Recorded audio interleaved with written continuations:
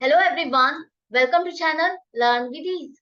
आज का टॉपिक है रिटायरमेंट और डेथ ऑफ अ पार्टनर, जिसमें हम सॉल्व करेंगे question number 37 chapter 5 DK Goyal की बुक से क्लास 12 अकाउंट्स के लिए। ऑनलाइन सेशंस अगर आप चाहते हो क्लास 11 और 12 दोनों के लिए है। इंटरेस्टेड स्टूडेंट मुझे इस नंबर पर व्हाट्सएप कर सकते हैं अपना नाम और क्लास। बहुत ही मिनिमम प्राइस पर है ताकि सभी स्टूडेंट्स इसको अफोर्ड कर सके इजीली। अकाउंट सबके लिए इजी हो जाए। तो तीन पार्टनर है, अनीता, गौरव, सोनू। प्रॉफिट शेयरिंग रेशियो कैसे उनकी, जिस तरह से उन्होंने कैपिटल इन्वेस्ट की हुई है उसी प्रोपोर्शन में उनकी प्रॉफिट शेयरिंग रेशियो है। साथ में ही कुछ इंफॉर्मेशन दी गई है। अनीता रिटायर हो रही है फर्म से, और वहां जब वो रिटायर हो रही है तो आपने क्या किया, एसेट्स और लाइबिलिटीज को रिवैल्यूएट किया। गुडविल की आपको एडजस्टमेंट करनी है रिमेनिंग पार्टनर्स के कैपिटल अकाउंट के साथ। क्या ये कुछ नई बात लिखी है? बिल्कुल भी नहीं। आप गुडविल की एडजस्टमेंट किसके साथ करते हो? जिन पार्टनर्स को गेन होता है, रिटायरिंग पार्टनर का प्रॉफिट जिनके पास जाता है, उन्हीं के साथ आप एडजस्टमेंट करते हो। रिमेनिंग पार्टनर्स के साथ ही आप एडजस्टमेंट करते हो। तो कुछ नया नहीं है, कंफ्यूज मत होना इस पॉइंट को रीड करके। दूसरा, आपके पास यहाँ पर पॉइंट है कि अनीता को चेक से पेमेंट की गई है 1 लाख रुपए से, और जो बैलेंस है उसको लोन अकाउंट में ट्रांसफर करना है, जिसकी इंस्टॉलमेंट से पेमेंट करनी है। 10% पर एनम इंटरेस्ट भी लगा। जर्नल एंट्रीज बनानी है सिर्फ आपको, और कोई अकाउंट नहीं बनाना। तो जर्नल एंट्रीज सबकी एक एक करके ध्यान से अच्छे से बनानी है। कैसे करोगे देखो। गुडविल की एडजस्टमेंट करनी है तो सबसे पहले ओल्ड रेशियो क्या होगी, कैपिटल के अकॉर्डिंग है तो क्या करोगे, कैपिटल लिखो 2 लाख, 2 लाख, 1 लाख। यही आपको रेशियो में कन्वर्ट करनी है, तो क्या बन जाएगी, रिड्यूस करो तो 2:2:1 इनकी रेशियो आ जाएगी, जिसके हिसाब से ये प्रॉफिट या लॉस को डिस्ट्रीब्यूट कर। अब यहाँ से अगर अनीता फर्म से जा रही है तो रिमेनिंग पार्टनर कौन हो गया, गौरव और सोनू। आगे चल करके ये दोनों किस हिसाब से प्रॉफिट शेयरिंग रेशियो करेंगे, प्रॉफिट या लॉस को शेयर करेंगे, कुछ भी नहीं लिखा। तो हम क्या करेंगे, न्यू रेशियो, आप ओल्ड रेशियो वाला ही कॉम्बिनेशन लेकर के बनाओगे। तो 2:1 ही बन गई उनकी न्यू रेशियो भी। और आपको चाहिए गेनिंग रेशियो, गुडविल की एडजस्टमेंट करनी है तो आप किस रेशियो में करोगे, गेनिंग रेशियो में करोगे। और गेनिंग रेशियो क्या होगी, जब ओल्ड रेशियो और न्यू रेशियो दोनों में कॉम्बिनेशन सेम है रिमेनिंग पार्टनर्स का, तो वही आपका गेनिंग रेशियो भी आ जाएगा 2:1। या ये कह लो, आगे चल करके रिमेनिंग पार्टनर्स किस हिसाब से अपना प्रॉफिट या लॉस को शेयर करेंगे, क्वेश्चन में मेंशन ना हो। या रिटायरिंग पार्टनर का प्रॉफिट रिमेनिंग पार्टनर आपस में किस तरह से डिस्ट्रीब्यूट करेंगे ये भी ना दिया हो, तो आप क्या लेके चलोगे कि ओल्ड रेशियो में से ही उनकी न्यू रेशियो बनकर आ रही है, वही कॉम्बिनेशन सेम है, तो वही आपका गेनिंग रेशियो भी होगा। आपको कैलकुलेट नहीं करनी new ratio minus old ratio, बिल्कुल भी नहीं करना। सिंपली वो ट्रिक लगानी है और वही आपकी गेनिंग रेशियो आ जाएगी 2:1। अब गुडविल का शेयर कितना बनता है वो निकालो। 3 लाख पूरे फर्म की गुडविल है। अनीता का शेयर कितना बनेगा, जितना उसका शेयर ऑफ प्रॉफिट था उसी हिसाब से गुडविल में भी उसका शेयर होगा, तो क्या आ जाएगा 1,20,000 रुपए। ये 1,20,000 रुपए उसको कौन देगा, उसका शेयर ऑफ गुडविल है।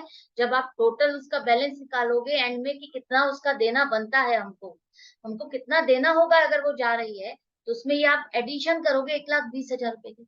लेकिन आप उसको दोगे कैसे, आप इस गुडविल को बेच तो रहे नहीं हो, तो इसको देगा कौन। ये जो इसका गुडविल का शेयर है, आगे चल करके जब भी बिजनेस वाइंड अप होगा किसको मिलने वाला है। ये गेनिंग रेशियो किसकी निकाली आपने, गौरव और सोनू की। इन दोनों को ही इसका शेयर ऑफ गुडविल मिलने वाला है, तो यही दोनों इसको कंपनसेट करेंगे।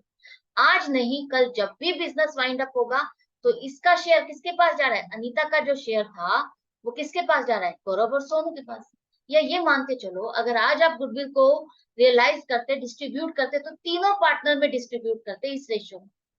अब 3 पार्टनर तो है नहीं, आगे चल करके 2 ही पार्टनर रह जाएंगे और उनकी उनके उनकी रेशियो में डिस्ट्रीब्यूट किया जाएगा। तो अनीता का शेयर तो रह गया ना, अनीता का शेयर किसके पास गया, गौरव और सोनू को मिला। जो 3 में बंटना था वो 2 में बंट गया। इसका मतलब अनीता का शेयर इन दोनों को मिला है, यही दोनों इसको पेमेंट करेंगे। या ये समझ लो कि ये जो है अनीता का शेयर जो बनता था 2/5, इसको गौरव और सोनू ने आपस में 2:1 की रेशियो में डिस्ट्रीब्यूट कर लिया, तो ये उसकी पेमेंट करेंगे। डिस्ट्रीब्यूट किया है, खरीदा है, तो पेमेंट करेंगे। तो 1,20,000 रुपए को आप डिस्ट्रीब्यूट करो 2:1 की रेशियो। तो गौरव के हिस्से आएगा 80,000 रुपए और सोनू के हिस्से आएगा 40,000 रुपए। ये दोनों इसको पेमेंट करेंगे अनीता को। आगे चल करके अनीता का शेयर इनको मिल जाएगा, गौरव और सोनू को आगे चल करके मिल जाएगा, और ये आज इसको पेमेंट कर देंगे जब ये जा रही है। तो एंट्री क्या बनेगी, देखो ये दोनों गेनिंग पार्टनर हो गए, और अनीता जो अपना पूरा का पूरा शेयर ऑफ प्रॉफिट सरेंडर कर रही है, गुडविल सरेंडर कर रही है, वो क्या हो गई, सेक्रीफाइसिंग पार्टनर। तो गेनिंग पार्टनर आपके दोनों डेबिट हो जाएंगे 80,000 और 40,000 से। अनीता जा रही है, अनीता सेक्रीफाइसिंग पार्टनर है, अनीता कैपिटल अकाउंट आपका क्रेडिट होगा 1,20,000। क्लियर है? चलो नेक्स्ट एंट्री देखते हैं क्या करोगे अब आप। यहाँ पर देखो पहले जनरल रिजर्व आ रहा है, सिर्फ आपको यही एडजस्टमेंट नहीं करनी है, बैलेंस शीट को भी ध्यान से देखना है। अगर यहाँ पर रिजर्व है तो उनकी भी आपको एडजस्टमेंट करनी है। तो जनरल रिजर्व है आपका 30,000 रुपए। यहाँ पर हम क्या करेंगे, इसको भी पार्टनर्स में डिस्ट्रीब्यूट कर देंगे। रिटायर हो रहा है पार्टनर तो हम एक तरह से रिकॉन्स्टिट्यूट कर रहे हैं फंड, तो जितने भी एक्यूमुलेटेड प्रॉफिट्स या रिजर्व है हम उसको क्या करेंगे, ओल्ड रेशियो में ओल्ड पार्टनर्स में डिस्ट्रीब्यूट कर देंगे। अनलेस क्वेश्चन में ये ना लिखा हो कि ये सारे के सारे रिजर्व रिमेनिंग पार्टनर्स आगे लेकर के चलना चाहते हैं, एज इट इज बुक्स में रिकॉर्ड रखना चाहते हैं, ऐसा कुछ भी नहीं लिखा। तो हम क्या करेंगे, इस जनरल रिजर्व को डिस्ट्रीब्यूट कर देंगे ओल्ड पार्टनर्स में, ओल्ड रेशियो में डिस्ट्रीब्यूट कर दो। 30,000 को तीनों पार्टनर के हिस्से कितना कितना आएगा, 12,000, 12,000, 6,000 रुपए। जनरल रिजर्व अब आपके बुक से खत्म करना, आगे बैलेंस शीट में नहीं शो किया जाएगा। तो ये क्रेडिट बैलेंस है तो आप इसको डेबिट कर दो 30,000 रुपए से, ठीक है ये खत्म हो गया। लेकिन इसको ट्रांसफर क्या करोगे, पार्टनर्स के अकाउंट में प्रॉफिट है तो ये आप क्रेडिट करोगे पार्टनर्स के अकाउंट को, तीनों के अकाउंट में आप जितना जितना जिसका हिस्सा बनता है, और जनरल रिजर्व आपका खत्म हो जाएगा डेबिट कर। क्लियर? जनरल रिजर्व आप डेबिट करो 30,000 से तो ये बैलेंस खत्म। इसको आपने कहाँ भेज दिया, कहाँ ट्रांसफर कर दिया, तीनों के अकाउंट्स में ट्रांसफर कर दिया, तीनों के अकाउंट में आपने एज ए प्रॉफिट एडिशन कर दिया। हो गई ये एंट्री भी। नेक्स्ट है अब आपका इन्वेस्टमेंट फ्लक्चुएशन रिजर्व से रिलेटेड आ रहा है, 40,000 रुपए का ये रिजर्व आ रहा है। इसकी क्या रिलेटेड इंफॉर्मेशन है, देखो आपके पास रिजर्व है 40,000 रुपए का, इन्वेस्टमेंट आपकी बुक्स में है 1,20,000 रुपए की, जिसकी मार्केट वैल्यू 1,10,000 रुपए होगी। तो आपको मैंने जैसे पहले भी समझाया है, जो इन्वेस्टमेंट फ्लक्चुएशन रिजर्व है ये आप किसके लिए बनाते हो, राइज इन प्राइस के लिए या फॉल इन प्राइस के लिए। अगर इन्वेस्टमेंट के प्राइसेस बढ़ जाते हैं वो आपको परेशान करेंगे, या उसके प्राइसेस घटते हैं वो आपको परेशान करेंगे, घटते हैं तो आपको परेशानी होगी ना। रिजर्व हम किस लिए बनाते हैं, एक पर्टिकुलर कोई ऐसा खर्चा या जो इमरजेंसी है उसके लिए हम रिजर्व बनाते हैं। तो ये जो फॉल इन प्राइस होगा किसी भी इन्वेस्टमेंट का, वो एक तरह से एक ऐसा खर्चा है, नुकसान है जो कि आप बियर नहीं करना चाहते, उसके लिए पहले प्रिपेयर रहना चाहते हो, तो उसी के लिए आपने रिजर्व बनाया। तो ये जो रिजर्व है आपका इंक्रीज इन प्राइस के लिए नहीं है, फॉल इन प्राइस के लिए, और जितना फॉल इन प्राइस होगा उतना ही आप एडजस्ट करोगे। तो यहाँ पर देखो फॉल इन प्राइस कितना है, 1,20,000 की जगह 1,10,000 रुपए हो गए, 10,000 रुपए से आपकी इन्वेस्टमेंट के प्राइस घट गए। ये जो नुकसान था ना 10,000 रुपए का, इसी के लिए आपने रिजर्व बनाया। आपको लग रहा था 40,000 रुपए तक का नुकसान हो सकता है, लेकिन नुकसान अभी तक आपको कितना हुआ है, 10,000 रुपए का। इसी को आप इससे एडजस्ट कर दोगे, इस 10,000 रुपए के लिए ही आपने ये रिजर्व बनाया था, तो ये पैसा आप ये इसी से ही एडजस्ट करोगे, इस नुकसान को आप इसी से ही एडजस्ट करोगे ना। जैसे प्रोविजन फॉर बेड डेट्स होता है तो आप क्या करते हो, उसी के साथ बेड डेट्स जब होते हैं उसी को एडजस्ट करते हो ना।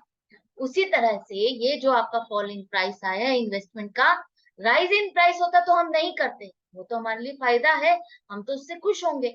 जिससे हमें परेशानी होती है हम उसी के लिए रिजर्व बनाते हैं, और फॉल इन प्राइस से हमको परेशानी हो रही है, हम उसी के लिए रिजर्व बनाए हैं, उसी के साथ उसको एडजस्ट करते हैं। तो एडजस्ट करने के बाद अभी भी आपके पास रिजर्व बच गया। आपको लग रहा था 40,000 तक का नुकसान होगा, 40,000 नहीं हुआ, 10,000 में ही आपका निपट गया, 30,000 रुपए अभी भी इस रिजर्व में बच गए। तो अब आपको इसको आगे लेके नहीं जाना, क्वेश्चन में ऐसा कुछ नहीं लिखा। तो ये 30,000 रुपए जो प्रॉफिट बच गया है इस रिजर्व में, ये पार्टनर्स में डिस्ट्रीब्यूट हो जाएगा ओल्ड रेशियो में ओल्ड पार्टनर्स में। तो 30,000 को आप डिस्ट्रीब्यूट कर दो जितना जिसका शेयर बनता है। अब देखो एंट्री क्या बनेगी, सबसे पहले आप क्या करोगे, देखो इन्वेस्टमेंट फ्लक्चुएशन रिजर्व अकाउंट आप पूरा 40,000 से डेबिट करोगे, ये आपका खत्म हो जाएगा, बुक्स में शो नहीं किया जाएगा। इस 40,000 को आपने किससे एडजस्ट किया, जो इन्वेस्टमेंट की वैल्यू 10,000 से घट गई है ना। अब आप बुक्स में कितने की दिखाओगे इन्वेस्टमेंट, 1,10,000 से दिखाओगे, और वो 10,000 जो कम हुआ है उसी के लिए आपने रिजर्व बनाया था, उसी के साथ आपने इसको एडजस्ट कर दिया। ठीक है, इन्वेस्टमेंट आपकी यहाँ पर एडजस्ट हो गई इसके साथ। बाकी 30,000 रुपए आपने पार्टनर्स के अकाउंट में ट्रांसफर कर दिए, उनके कैपिटल अकाउंट में। प्रॉफिट था, प्रॉफिट जो बच गया वो आपने पार्टनर्स में बांट दिया। प्रॉफिट है, एडिशन होगा, क्रेडिट करोगे ना। क्लियर, ये एंट्री भी हो गई क्लियर। इन्वेस्टमेंट फ्लक्चुएशन रिजर्व 40,000 में से 10,000 इन्वेस्टमेंट के घट गए, जो इन्वेस्टमेंट की वैल्यू घटी थी, और 30,000 रुपए आपने पार्टनर्स में डिस्ट्रीब्यूट कर दिया। इसके बाद नेक्स्ट आपकी आती है रिवैल्यूएशन से रिलेटेड एडजस्टमेंट। तो सबसे पहली आ रही है land and building, brought up to 120% of its book value. मतलब कि जो बुक वैल्यू है इसकी 5 लाख रुपए, उसकी जगह अब इसकी वैल्यू 120% हो गई। तो ये अगर आपकी 100% है तो 120% क्या होगा, इसका मतलब है 20% का आपका इंक्रीज आ गया है लैंड एंड बिल्डिंग में, इसकी वैल्यू 20% से बढ़ गई है। तो इसका 20% बढ़ना मतलब 1 लाख रुपए से बढ़ना। आई होप आपको अच्छे से समझ में आ गया। अगर आपको brought up to 120% of its book value लिखा है तो इसका मतलब है कि ये 100% है और इसको 120% बनाना है। तो क्या करोगे आप, डिवाइडेड बाय 100 मल्टीप्लाइड बाय 120 करोगे ना, या इसका 20% निकालो। 100 से आगे 20% है ना, 20% इंक्रीज हुआ है, तो 20% 1 लाख रुपए का increase in value of asset हो रहा है। तो आपके लिए फायदा है, जिसे आप रिवैल्यूएशन में क्रेडिट साइड पर लिखोगे इस तरह से।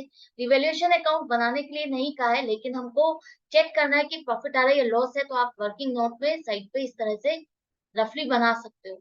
तो लैंड एंड बिल्डिंग अकाउंट आपका डेबिट होगा 1 लाख से, रिवैल्यूएशन अकाउंट फायदा है इसलिए आप क्रेडिट करोगे 1 लाख रुपए से। इसके बाद नेक्स्ट है आपका, ये बहुत इंपॉर्टेंट एंट्री है, इसको ध्यान से समझना। बेड डेट्स आपके 20,000 रुपए हो गए और आपको फर्दर 10% का प्रोविजन फॉर बेड डेट्स बनाना है। आपको बेड डेट्स हो गए हैं 20,000। अब आप यहाँ बैलेंस शीट में देखो, आपको लग रहा था 10,000 रुपए के बेड डेट्स होंगे, आपने उसी के लिए प्रोविजन बनाया ना। आपको लग रहा था 10,000 रुपए डूब जाएंगे और आपने उसके लिए प्रोविजन बनाया, लेकिन 10,000 की जगह वो पैसे कितने डूब गए, 20,000 रुपए। तो आपने जितना सोचा था उससे ज्यादा अगर पैसे डूब गए तो ज्यादा जो रिमेनिंग है वो आपके लिए नुकसान है ना। लेकिन जितना आपने रिजर्व बनाया था, प्रोविजन बनाया था, वो तो आप इससे एडजस्ट करोगे। तो क्या शो करोगे, देखो आपके 1,40,000 रुपए के डेटर्स थे, ये 1,40,000 रुपए के डेटर्स है, बैलेंस ही लेके चलो। अब आपको बेड डेट्स हो गए 20,000 रुपए। 20,000 रुपए में से जो प्रोविजन आपने इन्हीं बेड डेट्स के लिए बनाया था, तो इसी से एडजस्ट कर दोगे। एक्सेस बेड डेट्स कितने हो गए, आपने 10,000 के सोचे थे लेकिन हो कितने गए, 20,000। तो एक्सेस बेड डेट्स 10,000 रुपए के जो हो गए वो आपको अब आप डेटर्स में से लेस करो। तो 1,30,000 रुपए के एक्चुअल अब आपके डेटर्स हैं जो कि आपको मिलने वाले हैं। लेकिन अभी भी आपको लगता है शायद पैसा डूब जाएगा, तो आप 5% का प्रोविजन बना रहे हो। इस पर 5% का प्रोविजन बनाना है, मैंने गलती से 10% का बना दिया है, नहीं 10% ही बनाना है, यहाँ मैंने 5% लिख दिया है, तो 10% ही बनाना है, तो 13,000 होगा। ये 10% है, प्लीज इसको करेक्ट कर लेना। तो 13,000 आपका 10% इस पे बनेगा डाउटफुल डेट्स का प्रोविजन। तो 13,000 रुपए का प्रोविजन करने के बाद 1,17,000 रुपए आपके डेटर्स आए। अब इसको यहाँ पर समझो आप, रिवैल्यूएशन में उसकी एंट्री क्या होगी, जर्नल एंट्री क्या होगी। ये देखो 10,000 रुपए का एक्सेस खर्चा आ गया, जितना आपको प्रोविजन करना था वो तो आपने करा था, उससे एडजस्ट कर दिया, और जो एक्सेस बेड डेट्स आ गए वो आपके लिए खर्चा है। आप इसको क्या करते, प्रॉफिट एंड लॉस अकाउंट में डालते था। इस एक्सेस बेड डेट्स को आप कहाँ बुक करते, अगर आप बिजनेस चल रहा होता तो प्रॉफिट एंड लॉस अकाउंट में डालते। ये एक्स्ट्रा बेड डेट्स जो है 10,000 रुपए, वही हमने खर्चा बुक कर दिया है रिवैल्यूएशन में। इसके बाद जो नया प्रोविजन बनाया वो भी तो आप एक तरह से खर्चा है, खर्चा है, आप अपनी एसेट को कम कर रहे हो, एसेट को घटा रहे हो, डेटर्स को ये मान के चल रहे हो कि 13,000 रुपए और डूब जाएंगे। तो ये भी आपकी एसेट डिक्रीज कर रहा है, तो ये भी आप कहाँ डालोगे, रिवैल्यूएशन में डेबिट साइड पर ही डालोगे। आई होप आपको अच्छे से समझ में आ गया। एंट्रीज देखो, एंट्रीज क्या बनेगी समझो उसके साथ। अब जब ये बेड डेट्स हुए, बेड डेट्स अकाउंट डेबिट करोगे 20,000, ये खर्चा बुक करोगे, और ये बेड डेट्स है किससे रिलेटेड, आपके डेटर से रिलेटेड। तो डेटर्स अकाउंट को आप क्रेडिट कर दोगे 20,000 रुपए। अभी आपने सिर्फ प्रोविजन में डाला हुआ था, प्रोविजन को माइनस करते हो, बैलेंस शीट में यही करते हो ना, 1,50,000 रुपए में से माइनस प्रोविजन करते थे, उसका अलग अकाउंट बनाया हुआ था, फिर वो शो करते हो बैलेंस शीट, यही करते हो ना। लेकिन अब तो बेड डेट्स फाइनली आपको पता चल गए, फाइनली हो गए, तो ये 20,000 रुपए माइनस हो जाएंगे, तो आपके एंड में बैलेंस कितना आएगा, 1.5 लाख में से 20,000 रुपए माइनस करने के बाद 1,30,000 रुपए ही आएगा ना, वही हमने लिया है।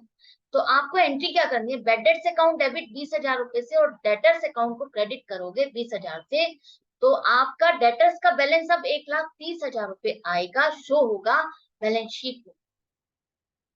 ये होगी क्लियर। अब ये जो बेड डेट्स है, ये नॉमिनल अकाउंट है, आपको एज इट इज नहीं छोड़ना है, इसका बैलेंस आपको ट्रांसफर करना है। तो सबसे पहले ये बेड डेट्स आप किस किस से एडजस्ट कर सकते हो, एक तो इसके अगेंस्ट जो प्रोविजन बना हुआ है आपका, प्रोविजन 10,000 का बना हुआ है, उसके साथ इसको एडजस्ट कर दोगे, और जो एक्स्ट्रा बच गया, जो एक्सेस और बेड डेट्स हो गए 10,000 के, वो रिवैल्यूएशन में डालोगे, खर्चा है, नुकसान है, रिवैल्यूएशन में डेबिट करोगे, एक्सेस हो गए, ये 20,000 से एडजस्ट हो गए, खत्म हो गया ये अकाउंट। क्लियर है। आधा 10,000 तो आपने प्रोविजन से एडजस्ट कर दिया, ये आपका अकाउंट खत्म हो गया प्रोविजन वाला। जो पुराना प्रोविजन था वो आपने पूरा एडजस्ट कर दिया, वो आपका खत्म हो गया, बैलेंस नील हो गया। नया प्रोविजन अब आपने बनाया है 13,000 रुपए का, वो अब आपकी एक्स्ट्रा लाइबिलिटी है। एक्स्ट्रा आपने क्या किया है, अपनी एसेट को और डिक्रीज कर दिया। 1,30,000 रुपए फाइनली आपके डेटर्स आ गए थे, बेड डेट्स आपके जो फाइनली आपको पता चले थे, उनको माइनस करने के बाद अब आपने फर्दर 13,000 रुपए का न्यू प्रोविजन किया है, वो भी तो आपके लिए एक तरह से आप ऐसे डिक्रीज कर रहे हो, बैलेंस शीट में 1,17,000 से शो कर रहे हो डेटर्स। तो ये 13,000 रुपए भी तो आप रिवैल्यूएशन में शो करोगे, और ये नया प्रोविजन बनेगा 13,000 रुपए का, जिसे आप डेटर्स में से माइनस करके बैलेंस शीट में शो करोगे। 1,30,000 माइनस ये न्यू प्रोविजन 13,000 शो करोगे, फिर बैलेंस शीट में बाहर आउटर कॉलम में आपका 1,17,000 आएगा। आई होप अच्छे से समझ में आ गया, कोई डिफिकल्टी नहीं रही। जो बेड डेट्स हैं आपके, आपने उसके लिए प्रोविजन किया था 10,000 रुपए का, लेकिन एक्चुअल में वो 20,000 रुपए हो गए हैं।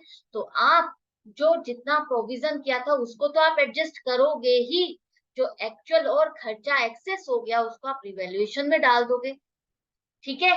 और जो डेटर्स है, डेटर्स को आप रिड्यूस कर दोगे एक्चुअल बेड डेट से, तो 1,30,000, 1,30,000 पे नया प्रोविजन बन जाएगा 13,000 रुपए। क्लियर है, कोई डिफिकल्टी नहीं है। अगर डाउट है तो आप कमेंट सेक्शन में लिख करके पूछ सकते हो। अब ये सारी एडजस्टमेंट्स करने के बाद आपको देखना है प्रॉफिट आ रहा है या लॉस आ रहा है। प्रॉफिट आ रहा है, कितने का, 77,000 का, जिसे आप डिस्ट्रीब्यूट करोगे ओल्ड पार्टनर्स में, ओल्ड रेशियो में। जितना भी हिसाब किताब हो रहा है वो ओल्ड रेशियो में ही होगा, ओल्ड पार्टनर्स में होगा, एक्सेप्ट गुडविल। गुडविल के एडजस्टमेंट के अलावा आप सारी एडजस्टमेंट किसमें करोगे, ओल्ड रेशियो में। तो ओल्ड रेशियो में डिस्ट्रीब्यूट करने के बाद ये सारा बैलेंस ट्रांसफर कर दोगे पार्टनर्स के अकाउंट में। प्रॉफिट है तो पार्टनर्स के अकाउंट आप क्रेडिट करोगे, और रिवोल्यूशन अकाउंट आपका डेबिट हो जाएगा 77,000 से, ये खत्म हो जाएगा, क्लोज हो जाएगा। क्लियर। तो ये सारी एंट्रीज अब आपने कर ली है, ट्रांसफर कर ली। अब देखो, चेक करो कि अनीता का बैलेंस कितना बच रहा है। अनीता का क्लोजिंग बैलेंस कितना आ रहा है, सारा आपको एडजस्टमेंट करने के बाद कितना आ रहा है, कितना पेमेंट करना है, कितना लोन में ट्रांसफर करना है। तो सबसे पहले ओपनिंग बैलेंस उसका 2 लाख रुपए, उसके बाद उसको गुडविल का शेयर कितना मिलना था, 1,20,000 रुपए ऐड करोगे।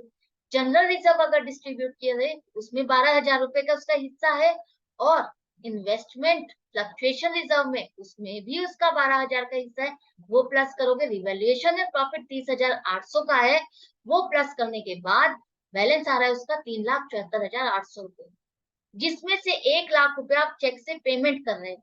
तो लेस चेक से पेमेंट आपने जो लाख रुपए की कर दी, बैलेंस जो बच रहा है वही आप उसके लोन अकाउंट में डालोगे, 2,74,800 रुपए। आई होप क्लियर है।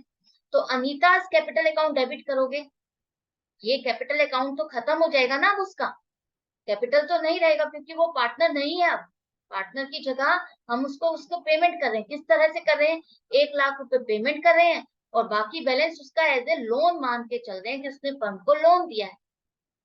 ठीक है, इसमें यहाँ पर आप कंफ्यूज मत हो कि होना कि 10% इंटरेस्ट की भी एंट्री करनी, वो अभी नहीं करनी, वो आगे चल करके जब बिजनेस चलेगा तब वहां जो ट्रीटमेंट की जाएगी तब वो एंट्रीज आपको करनी है। अभी आपको ये एंट्रीज नहीं करनी। 31 मार्च 2019 की एंट्रीज पूछी है इन्होंने, उस टाइम पर क्या एंट्रीज होगी वही आपको करनी है। ये इंटरेस्ट तो आपका आगे चल करके बनेगा, तब आप आगे एंट्रीज करोगे, अभी नहीं। आई होप आपको अच्छे से समझ में आ गया, एक एक एंट्री अच्छे से समझ में आ गई। एक बात और मैं कहना चाहूंगी, जितना भी जर्नल एंट्री से रिलेटेड आपका क्वेश्चन होता है उसको आप कैसे सॉल्व करो।